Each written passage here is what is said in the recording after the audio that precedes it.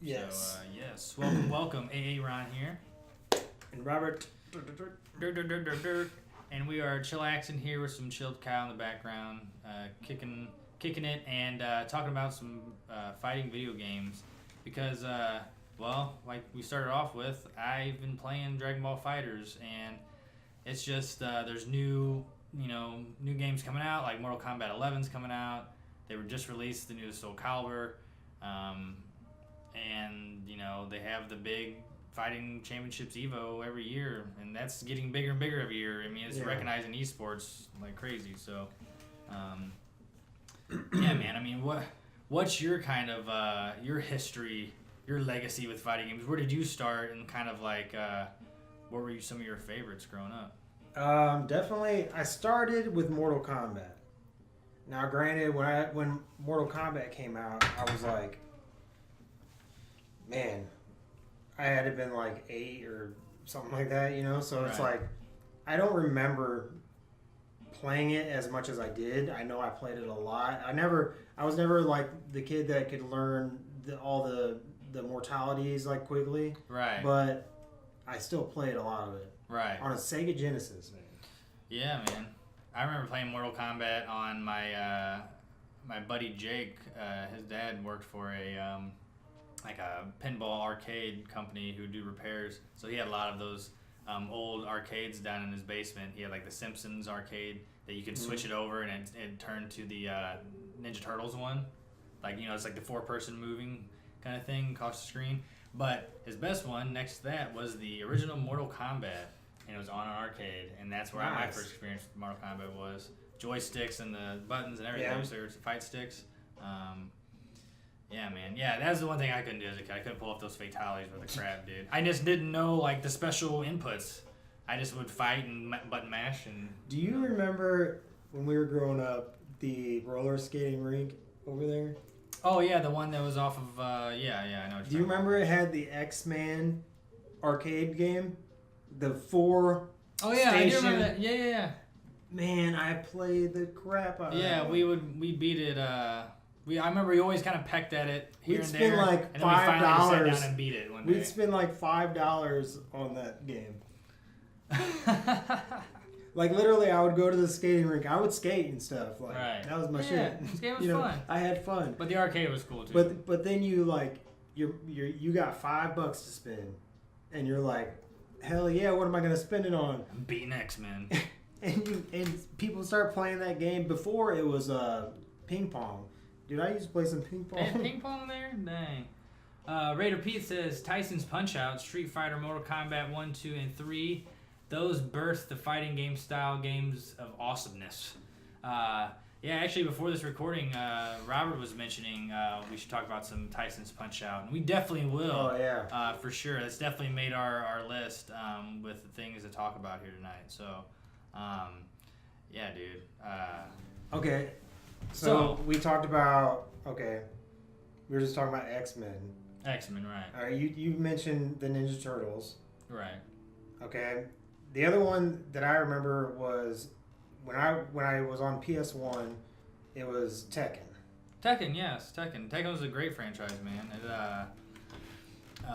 It started way back, but it was one of the first 3D fighting games, which was cool. Yeah, and I mean, weren't they the first ones to start like changing the background of the kind of the fighting stage where you could bam and crush through something? Yeah, I think they were one of them. I don't know. Or if they maybe were the Mortal first. Kombat was. Mortal Kombat might have Because I been remember as well. you could like throw somebody into a pit or something, and you jump down with and it goes underneath the map. Mortal Kombat had those for sure. The original Mortal Kombat.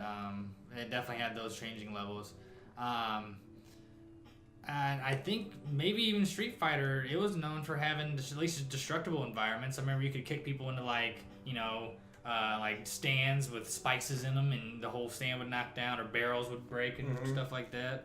So, I mean, those three we just pretty much mentioned, Tekken, Mortal Kombat, Street Fighter, they're like the original three who like changed the game, literally. Right. Each one of those set like a certain standard. So you have Tekken, they pretty much set up the three. They were the kind of the the ones who set the standard for the 3D fighter, right? The one where it looks 2D, but you're 3D and you move through the 3D space. You can go radial around. That's annoying. And also, Make sure mine's on. there we go. Yeah, make sure our phones are down. But then you have Mortal Kombat. They came into the game and were 2D fighters, but what was kind of interesting with them, the violence they brought to the table. And then we had Street Fighter pretty much setting the standard for the fighting games. Funny enough, Street Fighter 1, you mentioned to me earlier, reminded me that it was like when I was talking about the Ninja Turtle game, the side-scrolling fighter and an X-Men game. You could pick up like the steel pipe or something and go in. Yeah, right. They still had Hadoukens and all that, but Street Fighter 2 was where it was at, which you mentioned, Pete. Street Fighter 2, that's where it's pretty much set the standard for the 1v1, fighting game. Could the Street Fighter franchise, could they not have taken advantage of that sort of like flip of their entire view of the game? It's like they completely flipped. Right. And from that point on, it was like the standard. What's that now again? Street Fighter. Oh, yeah. How they flipped from that very arcade-like 3D arcade-like thing. 1v1 fighter. Mm-hmm. Yeah, with you got rounds and stuff. Yeah, I mean, it set the standard. I mean, that even for for like Tekken and Mortal Kombat. Mm-hmm. Mortal Kombat's interesting, though, because they didn't use traditional sprites like Street Fighter did. They did those camera shot models. Where it was remember Mortal Kombat looked like, that's why they look like little real people, they move so weird, because they were just pictures, that they took pictures of people, and then pixelated them. Yeah. Yeah, Mortal Kombat. It was just like a frame. Like the first couple. Pete says X-Men and Ninja Turtles took about $40 from players to beat back in the 91. Really? Wow. So in terms of continues you needed to have and shit. Oh, man. Because even with lives, I know there was a time, it was timed, I remember, yeah. So it didn't matter, lives, you would have a timer probably. Anyway, so yeah, I mean, going back to Tekken. The storyline.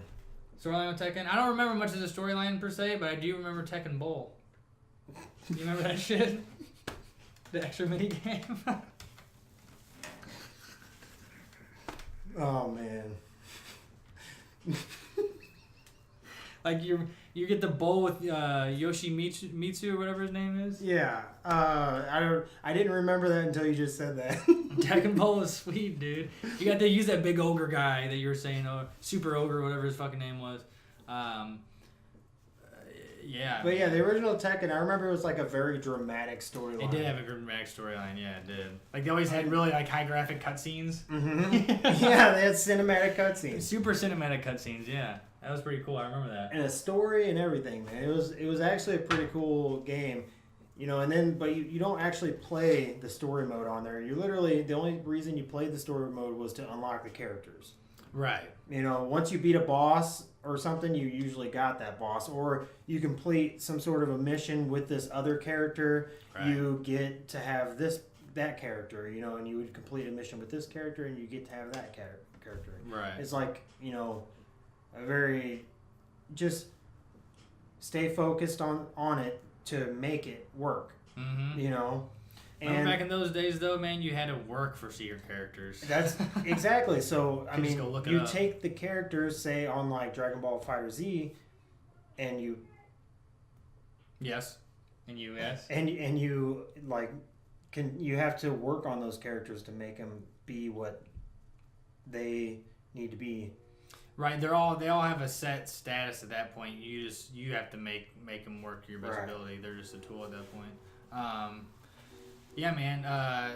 That's where Tekken's too, because it's still in the competitive world. Tekken 7, it's in the new tournaments, Evo. They have whole Tekken tournaments, everything, man. It's very big. People love the crap out of that game. It is still very, very big. Just like Mortal Kombat and just like Street Fighter, man. They're all really big. That's all you need in a series, for fighter games to be where they're at now, with Dragon Ball FighterZ being that's the par now. Yeah, Dragon Ball Fighters is definitely the par, dude. I mean, and that's the bar that's set now. The only thing they can really improve on is like, Legends.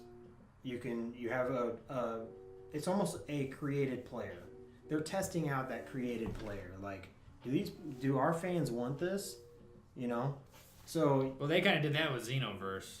They did that with Xenoverse, but also that's a like a third person. That's an arena fighter. Arena fighter. Those are called, yeah. And I'm telling you, the aesthetic of Dragon Ball Z Fighter is Dragon Ball Fighters. Dragon Ball Fighters, yeah. The aesthetic of that game is well suited for a creative player. What do you mean, like to create a good player, or to create a character? Own character. Like have a creative character in there? Yeah. I don't think so.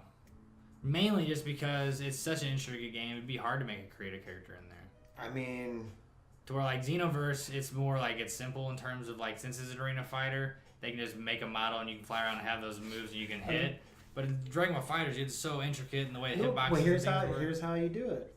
You take just different elements, the Saiyan hair, different styles of that. Oh yeah, of course. You lay it all in there for all that creative stuff. But then you take them, you get to choose a voice, whether it be sort of like this, right, or it be like, something real low and whatever. Like they get a few different pitches of that voice, like saying different stuff, make them whether or not they're evil or good, or cocky or blah blah blah. Right. And you put all those elements together to where it actually kind of has a sort of a his own character feel, like a good character. You know? Well, if anything, they didn't have that for the new RPG coming out. And imagine the number one player in the world gets to have his character be a character in Dragon Ball. Yeah, that'd be crazy, dude. That'd be nuts if they had something that intricate, Like I said, though, I still don't feel like it would be good for fighters, because fighters is like those set characters. But I think to have that intricate of a creative character for Dragon Ball, I feel like it would be a really cool DLC for sure. It'd be cool for I think the RPG coming out, if anything. Ooh. Because you know what I'm saying? Mm-hmm. Because then you get that's you in the Dragon Ball world. Then you're kind of crossing the path over into serious role playing games. Right. To where you have a created character that can boost its stats, basically. Right. But we're talking about fighting games tonight, I'm talking about just the potential that fighting games have. Dude, they have a lot, especially nowadays with esports and shit. That's what they're made for, almost.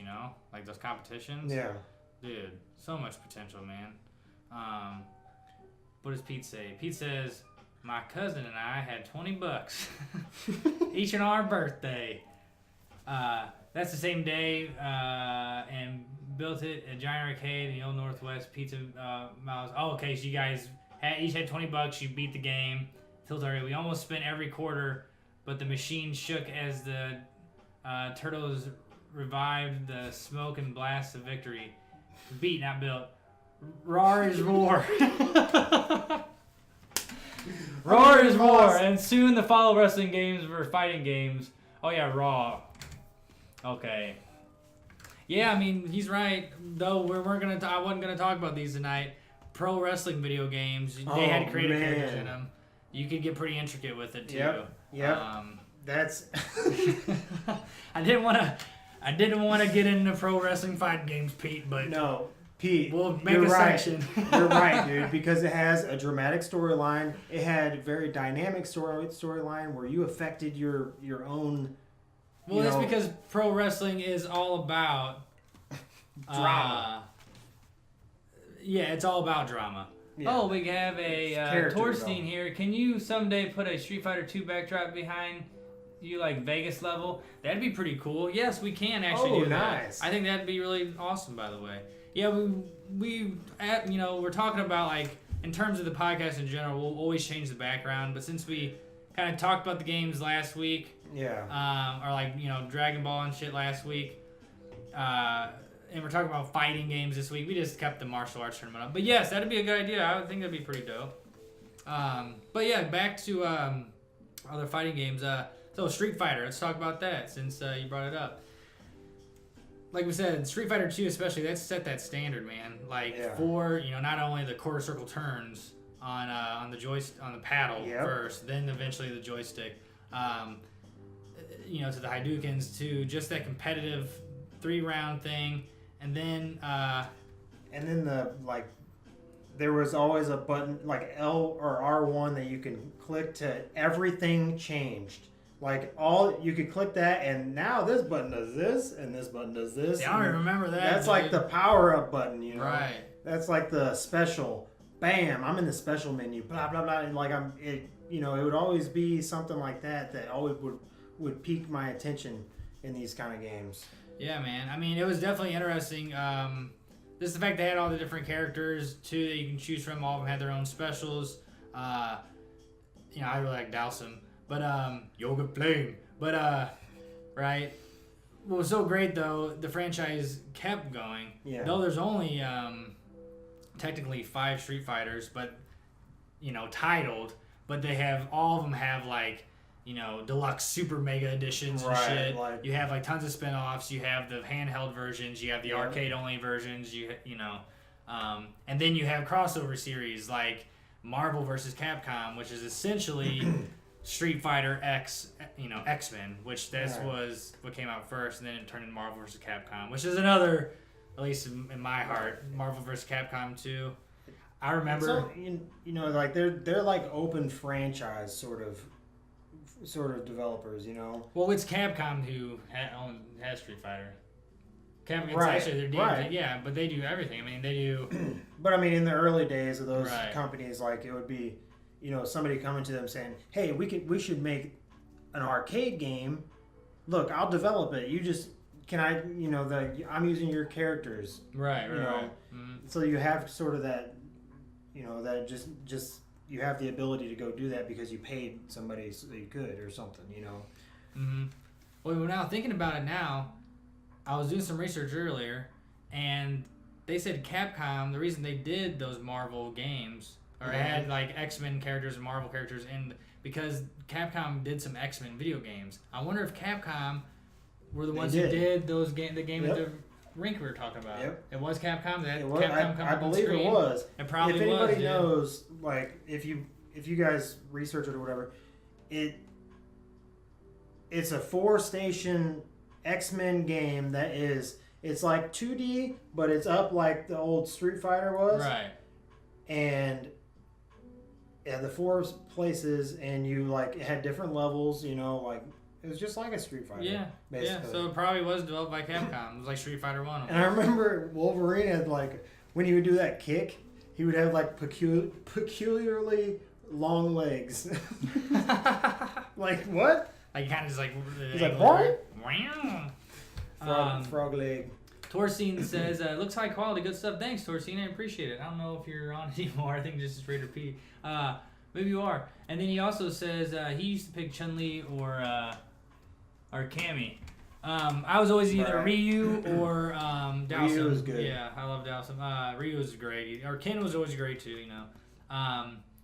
And then, Raider Pete says, I was big into Kung Fu on the OG Nintendo.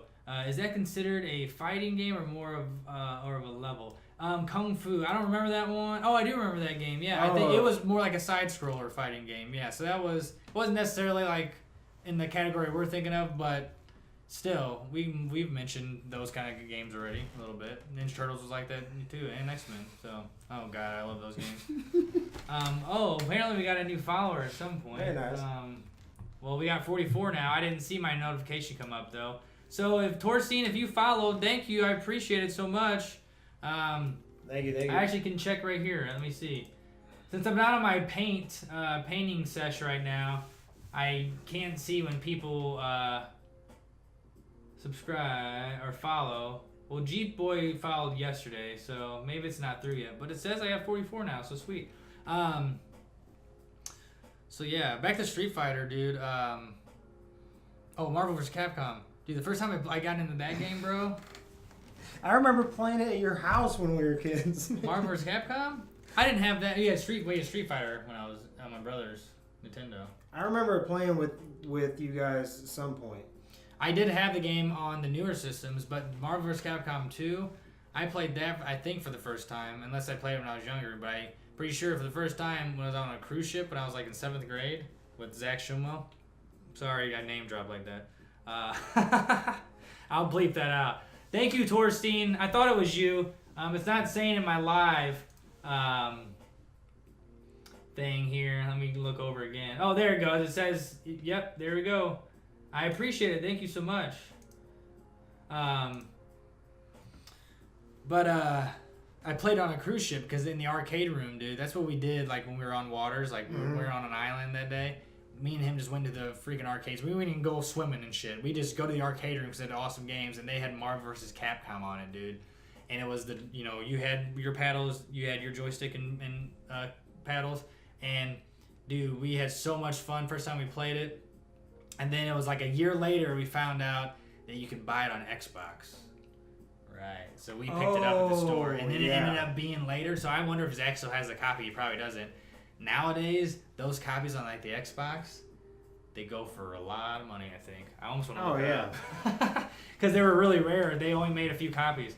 Torsten says, do you think most arcades had those games set to super difficult?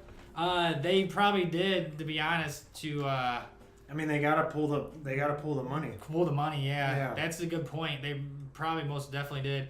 So I wonder if the cruise ship did that too. I remember it was a very fast. We spent a lot of quarters. I think his dad spent like it was a very fast $700 on us. Right. I think it was a fast progression through that game too. Oh yeah, it was. It was very fast because you had the 3v3. You could switch. Right. So that's what's great about Dragon Ball FighterZ. It takes from what Marvel vs. Capcom did. Right. Yeah, it gives you the ability to swap between the two characters. Because remember on there, if somebody walked away from theirs and they're still standing there because their mom was like, come on. All right. She's like, come on, get off the damn game. And so he had to leave. You're like, I just died. I'm taking his spot. Right. Like, It's like, what? You gonna leave it? Right. It's like, oh, dang. It was, like, wasn't it 75 cents to play? I can't remember because when I played it on the cruise ship, it was like special cruise ship tokens. Oh, so it was like 3 cruise ship tokens. I don't know. That was definitely a pay-to-play game. It was definitely. Yeah, I think most of them were now. Torstein brought up a good point. They probably all were. I bet, especially that X-Men at that skating rink for sure, dude. They were eating kids' quarters, bro. But let's talk about let's bring it to a wholesome point, shall we? Sure. Let's talk about the lovely, family-friendly franchise of Mortal Kombat. Oh, it's so awesome. I mean, speaking of family-friendly, like I said, my buddy's dad, growing up, when we were like 5 or 6, had the original arcade down in his basement. We played Mortal Kombat, dude. So I was seeing gory blasts from a get-go. Scorpions, get over here, and all that shit really early on, and then it was a matter of time for playing on Super Nintendo and all that. I remember playing on Sega when it was like scrolling, sort of like you only had like bleep, bleep, bleep. Yeah, it was just some people's pictures. Yeah, and then it got a little more smooth. Like Super Nintendo, I think they kind of like cut out on that shit a little bit, and they kind of did more pixels and stuff. Yeah. Sprites. Well, they went from a low frame rate to just high frame rate. Yeah, Super Nintendo jumped it up, but Super Nintendo was dope because that was Mortal Kombat 2 or 3? The one that had Reptile. It was the first game that had Reptile on it. Mm-hmm. Yeah, it's pretty dope. I remember there was a place in our hometown. He was just green. Yeah, he was just green. He just had the green ninja thing. That's all he had when he was first a basic started. Green Scorpion. Yeah. And then that game also had Smoke, remember? He was a super secret character at the end. And then there was Smoke and Dust. No, Dust was his name was it Dust or was it I thought it was Dust or Ice. No. He had an Ice too. And he Probably looked like did, Boba Fett. What? When they first started out, they looked like Boba Fett, sort of. I don't remember that dude. I swear. I remember how crazy Goro looked. The forearm dude. Yeah. He scared. Oh me. yeah. He scared me as a kid. Every time I got to him at the end, I think I just got scared and put the game down. He was like, always like this. Yeah, with his weird like hands that look like this, you know. But dude, I remember I played so much Mortal Kombat, man. Then you had like it was like Mortal Kombat 3. Like then you got to like N64 Mortal Kombat, where they had the 3D models finally. Yep. And you had like the cyborgs, what were their name? Cyrax and. They always had like something to come out of their chest. They'd be like, yeah, and they'd crush them and shit. So yeah, N64. I think my favorite Mortal Kombat. Oh, what was the fucking name of it, dude?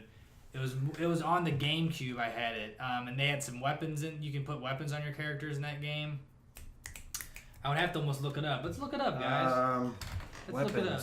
Mortal Kombat. Let's bring up the internet for you. Bloop. Okay, look, we got Mortal Kombat pulled up on the Wikipedia page.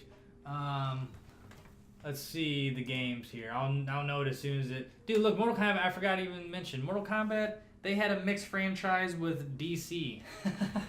Which spawned the Injustice series because of the new developer with Mortal Kombat. Where's the one that I'm talking about, though? Mortal Kombat. That it? Deception? Was it Deception? No, it wasn't Deception. Man. Mortal Kombat 2, 3, 4, Gold, PlayStation, Deception. Did it come out on the game team? Maybe it was Deception, dude. Or was it Mortal Kombat Armageddon? Oh, God, I don't remember. It was Deception or Armageddon, but it was one where you could put weapons on. But, dude, just each one continuously gets more and more gory. So now with the newer ones, like Mortal Kombat X, dude, bro, Mortal Kombat here, the one that it was like the respark of the franchise by the new developer, Warner Brothers and NetherRealm Studios. They're also like the ones that do Injustice. They started doing the slow motion fatalities and kills where it's like it shows like the X-ray versions of the bones cracking and shit. Yep. They're the ones who started that. And you hit him in the ribs, bam, and it'd go. Yeah, exactly. And then that's Mortal Kombat 10. Skeleton. And Mortal Kombat 11 now, dude, about to come out. It's even more crazy, dude. You know what? So gory, bro. That's one of the best cutscenes for me in any sort of game that you like shoot somebody and you get that, bam, that cutscene to where it's like really crazy. Where it's like really slow motion. The guy's like, brrr. That is the best like dramatic sequence. Dude, they're pretty gnarly, bro. I mean, you guys know that. It's the ADD that you pick up on, you know?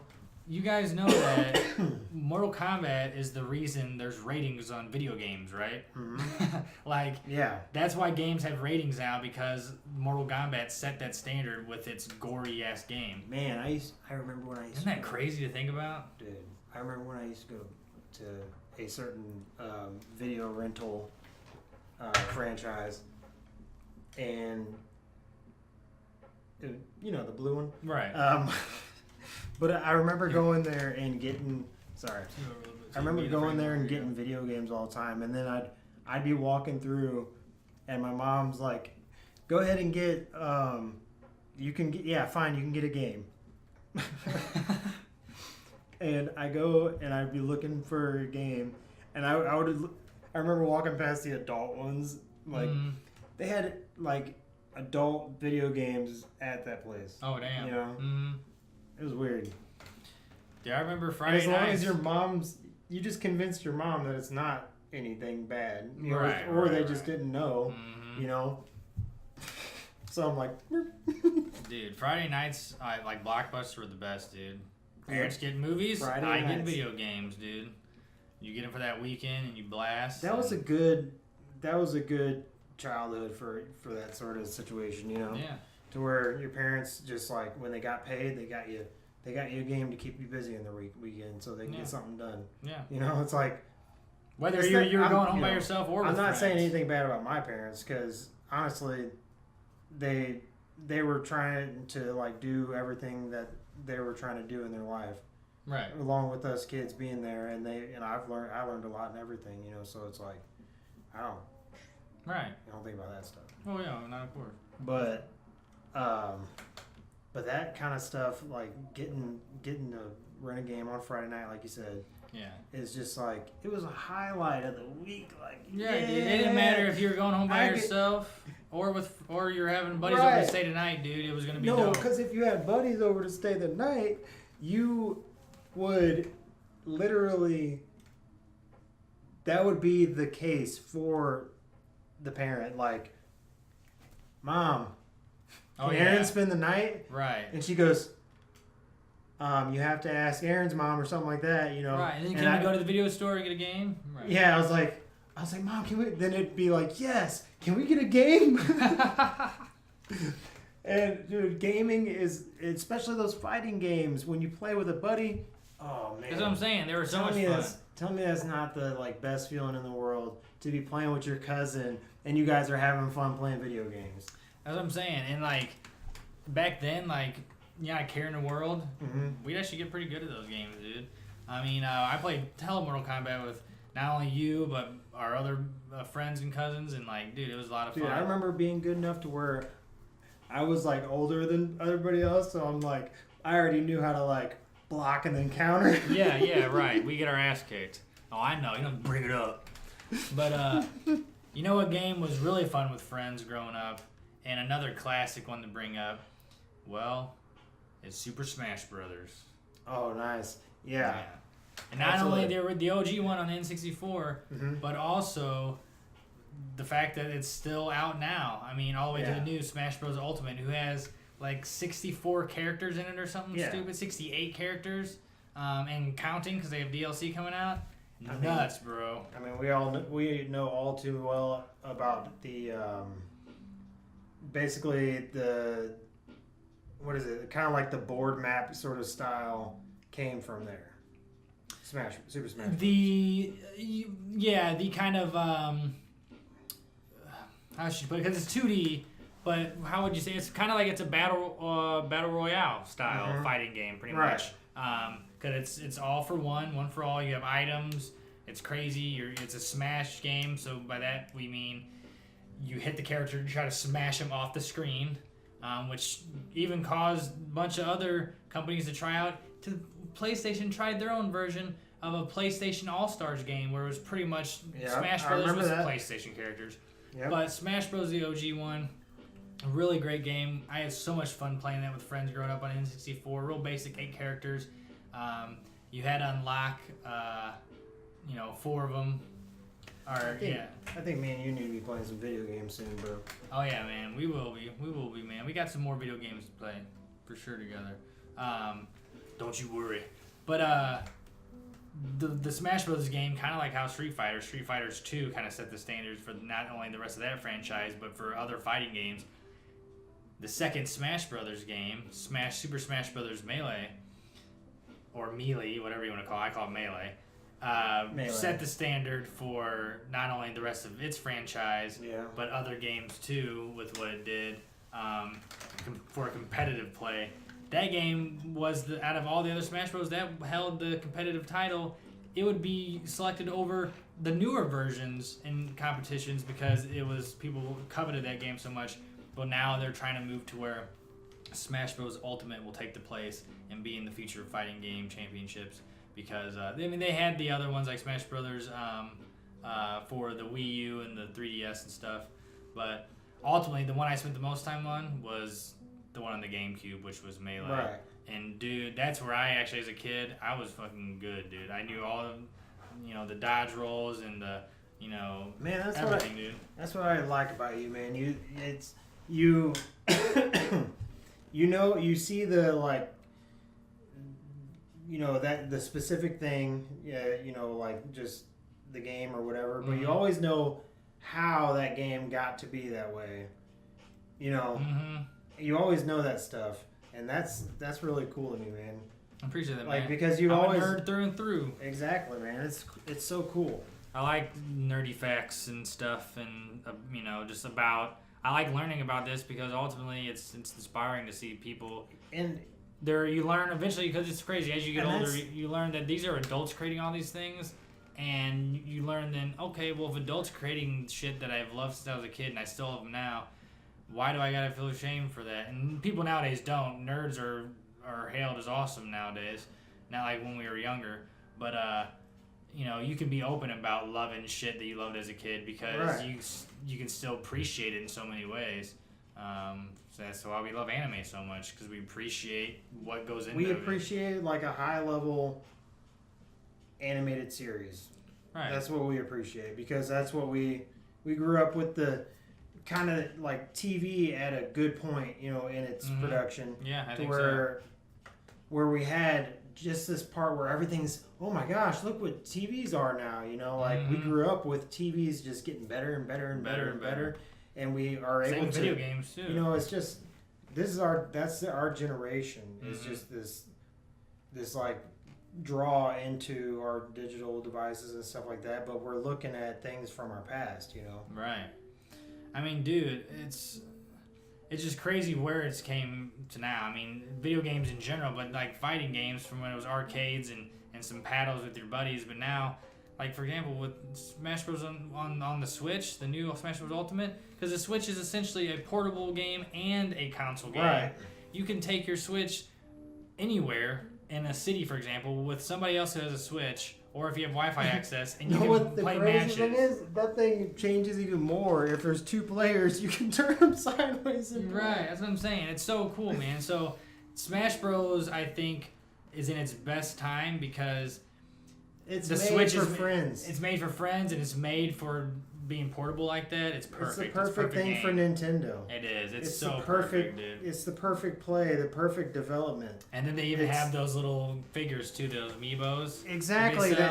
Oh yeah. Did you know those? Because that's how you can upload your character's data and yep. stuff. Yeah. Dude, they started that a while ago. And now since they have 68 characters, there's even more. So those amiibo collectors, I'm sure you guys are. You got some old bittersweet OG crap that they reinvigorated in any sort of series. Right. You know, like, or in Nintendo, just, you know, they may revamp a character and you'd be like, oh, look. Dude, speaking of collab pieces, dude, Nintendo, they're the fucking kings with Smash Bros. They have so many different franchises in there. They have Street Fighter in there, Ryu's in Smash Bros, Ken's in Smash Bros. They have Solid Snake, you know, they just have so many third-party franchises. They have Sonic and Pac-Man in Smash Bros. I mean, come on. Yeah, it's nuts, dude. I mean, oh, you know what a game I forgot to mention, too? That's fucking, I was thinking about, like, games that had like crossovers, because we mentioned Mortal Kombat did, Smash Bros did. Soul Calibur franchise, which I love. I don't know if you played that too much ever Soul Calibur. Great. It was like a sword fighting, essentially like a weapon fighting game. It was very moved like Tekken. Yeah. You know what? Yeah. It moved like Tekken. It's actually made by Bandai Namco. I remember that. It's made by Bandai or Bandai Namco, like Tekken is.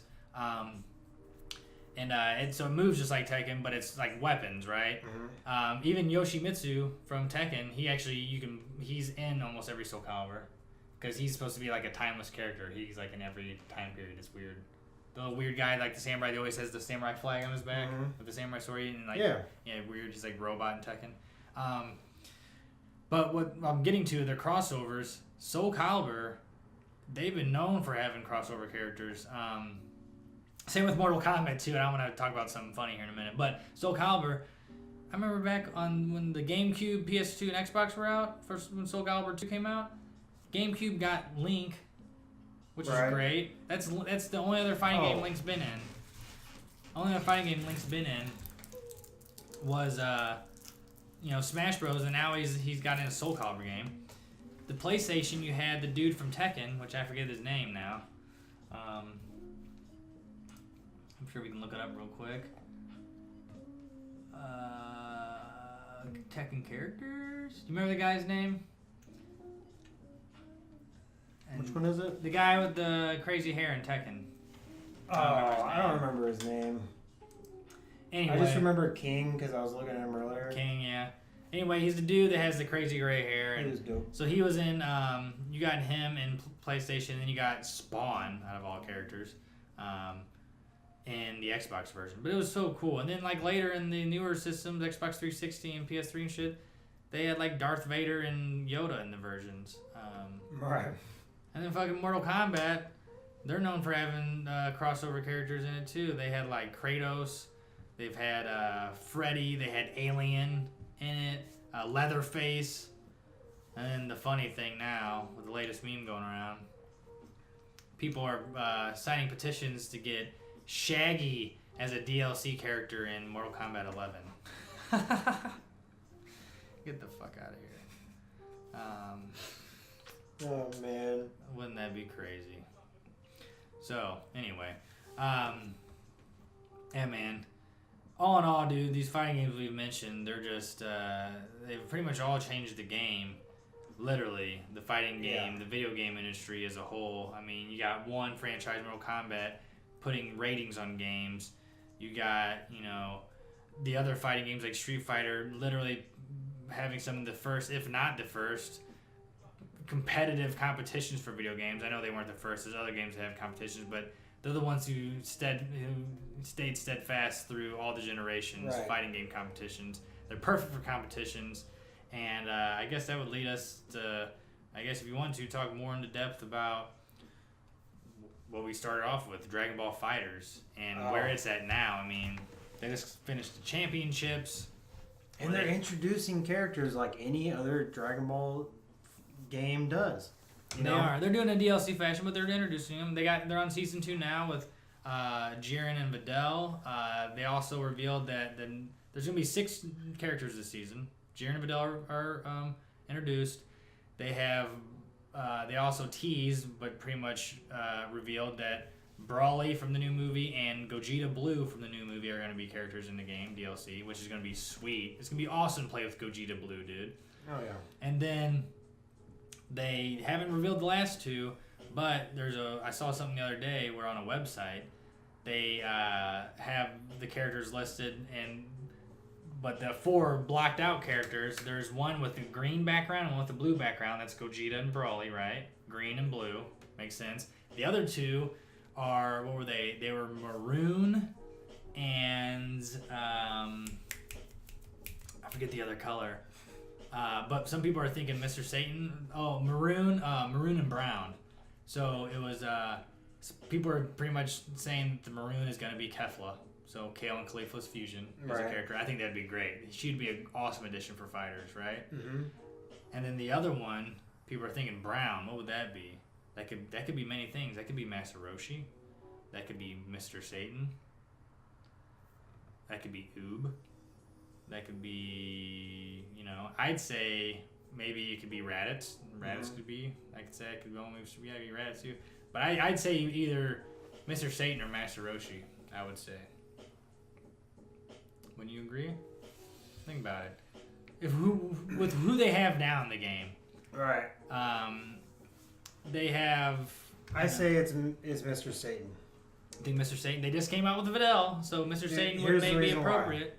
Here's the reason why. We've seen a little bit of that manga. We've seen that they're messing around with Boo a little bit. Yeah. And I think Mr. Satan is going to be that character because it's going to be some sort of announcement character.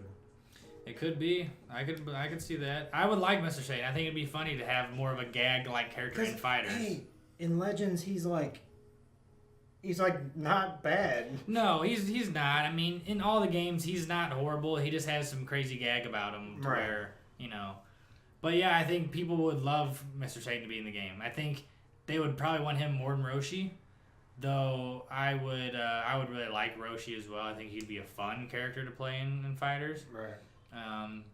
I think Mr. Satan would be. I think Mr. Satan would be pretty cool. But he'd be a transforming character. Roshi. Yeah, Roshi. I think he would do like on one of his he can go max his power. supers. Yeah, he probably has like his level 3 super would go max power Roshi and just shoot his Kamehameha and go back to weak again. Like he'd go whoo and be skinny and like let out a little air puff. Yeah, exactly. So it's either one of them, but I would definitely put my money on Kefla. Though I'm not a betting man, put my money on Kefla for being the maroon color. Because think about it, she's another female character. She's dope. I think the cool mirror would be since they released Jiren, like the strongest character in the game, and the Videl, one of the weakest, and then flip flop it so male female strongest to one of the lowest characters in the game to female male. One of the strongest females and one of the strongest characters, period, in the franchise, and she's female, Kefla, and then one of the weakest, and he's male, What Mr. was Satan? That's a good little. You were flip. saying Kefla or Kefla or Mr. Kefla for sure, and then either Mr. Satan or because they're gonna want to draw us back to that to the deeper, the deeper storyline of Dragon Ball, right? Right. So I mean, we're going back into Super, I believe, and they're gonna want to draw those characters out, for It could even be Raditz. That's what I'm saying, and Raditz could be an option too. Raditz could be an option. It's just the brown is associated with those characters, Roshi, Raditz. Not Roshi, actually more so Raditz and Mr. Satan, more so than Roshi even, but so Roshi's a little hopeful. But regardless, it's going to be a good season. They're stretching it out pretty far though. I mean, the way they're releasing characters, the other ones, they're spread out pretty far. So it'll be a while. But they had a first good season, dude. They had Goku, regular Goku. They had Vegeta. They had Android 17 from the Tournament of Power. They had Cooler. They had Merge Zamasu. They had Vegito Blue. Yeah, that's it right there. That's a pretty good little stack there. Oh yeah, Of characters. They add to the roster they already have. It's a big super push. It's a big. Yeah, it is. You can say that again. They definitely put a lot of super characters in. Even though, and with the title is not Dragon Ball Z or Dragon Ball Super, but they have a Z in the title. Right. You think emphasis would be on more on that, but they have a lot of super characters, dude. They have Goku Blue, Vegeta Blue, Vegito Blue. They're coming out with Broly Super, Gogeta Blue. I mean, 17 from Super. What are you gonna do? I mean, Right. that's Kefla most likely Jiren now. This is their. Beerus. This is like her. This is like Toei's hurrah moment right now. Right. Whoops. A little bit close to the shadow there. What? Anyway, yeah, I mean, that's the crazy thing too. Not only do fighters get voted, or actually it won and it got nominated for best fighting game of the year at the Video Game Awards this year, if you guys even care about that shit. And the fact that it's getting this recognition in esports, some of the best esports players that are fighting game players, and a lot of them can play most of these fighting games we talked about tonight competitively, and they do, but they're all gravitating towards fighters because it's that good of a game. Right. Take away all the Dragon Ball stuff, it's that good of a game, core gameplay with how crazy quick pace and smooth it is. It's core gameplay mixed with what is popular right now. And it works for that kind of fighting game because it's such a fast-paced world. This game, and it's so bright and colorful, and it's crazy and all over the place. It's pretty much ADD in a video game, but it is controlled and precise, and you got to know what you're doing. It's awesome, man. It pretty much is like the ultimate fighting game. Hey, which one came out first, Legends or Dragon Ball Fighters? Fighters came out before Legends. Did it? Yeah, Legends came out over the summer. Okay, so Legends was after Fighters came out. Yes. They made a mobile version of but from a different perspective. Yeah, it is Bandai Namco. Yeah, but it's also inspired by Dokkan too. So it's just kind of they could have had fighters in mind for sure, and also Xenoverse in mind because it's the way it looks more like a 3D arena fighter. But either way, it's all Bandai, so they just get different They just get different developers to make the games, but Bandai is the main deal. Arc System Works is the one the devs who put together fighters under Bandai Namco or Bandai, and Arc System Works is known for Blaze Blue and I forget the other one. Guilty Gear is another. They're both very popular game franchises, and if you watch videos on those, you would see how similar Fighters is to those games because those were made before Fighters. And Fighters is made by those same companies. Oh, okay. But Fighters, like I said, is inspired by Marvel vs. Capcom with a 3v3. Yeah. Because you can swap characters.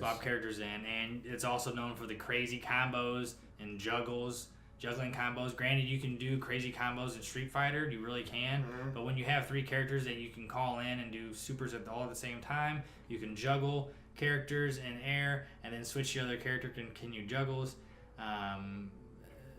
The fast pace, the fact that they have this sparking blast that you can pull off in the middle of fighters that can totally change the way the game's gonna end. It's just amazing, dude. And they change these. They keep adding more to the roster, and you know what? And Dragon Ball's always been able to focus on the relationship between characters. Yes. They always boost each other or like don't boost each other, you know? Mm-hmm. So I mean, are we gonna see? Do we see that in fighters? Yes, certain characters, if you have them on teams together, they you can get you don't necessarily get like skill boosts, but they probably work better together based on their assists. Right. And also certain supers. So say if you have your team, if you have Piccolo on your team and you have Gotenks on your team, so and if you do Gotenks level 3 special, Piccolo helps like he does in the anime where he sets the volleyball beehive thing for him, you know, like whoop, and then when Gotenks does his spike, it actually, I believe it does add more damage to the spike because Piccolo's involved, so it's more true, you know, it's like a dramatic finish. Same thing if you have like, for example, if you're doing OG Goku versus Scouter Vegeta and you're battling and you do your level 3 on Vegeta with Goku, which is the Kaioken Kamehameha, it'll spark cinematic finish and it will probably do more damage because you're setting up a canon battle. Yeah, see, Legends does that too. Yeah. Which is just a Bandai game, so I'm sure they took from it, you know. Same thing. Same in yeah, I mean, property. like you'll see the what they did was the green. It was the green Goku, Super Saiyan Goku. It was like the instant transmission one. What are you talking about? On Legends. Oh, yes. The instant transmission Goku. Yeah. To where you can, his, like, instead of the person jumping in and shoving you out of frame, and then they take the hit, he comes in and goes, and you both snap out of existence for a second. What? And then he pops up. After this person already missed their attack. Oh, really? He makes them miss instead of... Damn, that's crazy. I didn't even know they even did that. Green, though. Where do you get the green Super Saiyan from? His colors like green. Oh. I think you were tripping that night. Like agility. No, I'm saying... Oh, green as in like his card colors green, not his aura. Mm-hmm. Oh, I was like, oh. No, not... Bam! Oh, gosh. But yeah, he goes... That's and pretty it takes tight. you out of frame. And then they miss their... That's pretty cool. I like that. Yeah, I don't know where that Goku is because I think I have every single Goku there is. Right. Almost. Except for like him and probably a couple more. And he's the one I want. Okay. Because I'm going to be like, pew. Dude, I mean, that works for a Dragon Ball game, though, because it actually gets you more fighting. That's where I like ultimately, I like that gameplay more than Dokkan, because when you think about Dokkan and you're doing your fights, you're almost like, you're not really fighting much. You're just pressing these chain reactions and just letting it do the fighting for you. Yeah, when you're doing this, just press A bunch of times. What is it, 5? Oh, for the Z blast or whatever. And Dokkan, what you talking about? No, on fighters. Oh. You can like sit there and press A. Oh, they're talking about the party combos, yeah. Yeah. At least the party combos in fighters is way better than like Dokkan and Legends. They are cool though. They're cool though, because basically what they are, yeah, they're combos that you could pull off normally by doing all the separate actions. Going, hey, look, there's combos to be learned. Yes, exactly. You know, it's for people who don't play the game who just want to like do a quick combo. But I mean, for a beginner player, sure, like you get used to the timing to do a combo, and then you start putting together the other ones, and then you'll eventually get to a point where you can do those without even thinking about it. Right. And then that's when you get really into it. You got to take that time to learn how a combo's cadence happen. You remember how like you used to have to put in a cheat code, like just to play. Like you got to a point in the game where you just you could hit this cheat code like it was nothing. Yes. That's what you gotta learn with combos. That's what the combos are. They're cheat codes, but you have to put them in at a certain cadence. Yes, and yeah, that's what I'm working on right now in fighters is just my timing with my combos, because there's certain points where a character is stunned in the air or on the ground or in a falling motion where I gotta catch him again with another attack which could have a variation in amount of seconds between, just to get him back into the juggle to try keeping up the combo. And I keep dropping it. That's when people say you drop the combo, because you get to a certain part in your combo string where you're basically have to either restart the combo, like the string again, you loop it, or you switch to your next section of your combo. Right. That involves you other do a button string. inputs. You do a string. You string your characters and your attacks. Right. But sometimes it's all about timing in that next section, because I mean, if you can when you get to that, where you can strike, and then 2H, get them up in the air, jump up. Yeah, exactly. And then you got your two supers charged up, so you get both your characters in, and then you switch into him. There's so much to that I'm learning, man. I mean, it's all about rhythm, though, like you said, rhythm and cadence. Not only do you gotta do a lot of repetition and practicing those combos and moves, you gotta do it against people, because everything can change. It's one thing learning the combos all the way through, but then you got to do the combos by somebody who's trying to fucking beat you in the match. At the same time. Right. So it's like, okay, well, now I got to learn how to do all these crazy different variations of blocks too. Because it got to a point in these games where we used to face bosses. That was the big thing. Right. Then you have to become competitive. Now everybody has gotten so good at video games to where they beat those bosses that, you know what? Okay, fine. You'll face other people that are way better than any other boss we can ever come up with, and you fight each other, because now you are the bosses. You know what I'm saying? Sorry. I don't know if you moved you're better now. Oh. But at some point on here, you're like. But anyway, it's like it's just, we're all better at those games than they can even make a character do it, but basically, like, I think online play is like head-to-head matches, like 1v1 matches, all that stuff is like the hardest you can do. Now it is, yeah, because we've seen that sort of thing on like Call of Duty games. Well, now you don't have to have competition set up. You don't have to have your friends over for just put a couple paddles in, or have LAN parties. You get online, you can be in the comfort of your home, playing somebody else who's either as good or better than you, or shitty, but most likely better than you, and you guys have a challenge on your hands. And it's great that the internet's like that now, because, except for the people who have shitty internets, because then, I'm just kidding, because then it makes your match shitty. But all in all, man, I mean, fighting, right now, it's the best for fighting games, not only because of the recognition. Now, since they're competitive esports, considered professionals. When you're if you're a professional gamer, you're a professional fighting gamer, you're winning big time, big boy money for these competitions. And the fact that you can do that, you can broadcast these just like they're sporting events via Twitch and stuff. You're a free advertisement, bro. What's that now? Free advertisement. Oh yeah, definitely I am, because these fighting games are great. Because they're fun. They're fun, man. So you guys go buy one of these games, preferably fighters, so you can play against me. And, of course, always check here on the PanNerdia channel for recordings of many of the YouTube shows, just like A Fighter's Journey, my journey to, get good at Dragon Ball FighterZ. It'll get recorded here, and new episodes on the PanNerdia channel every Tuesday and Thursday.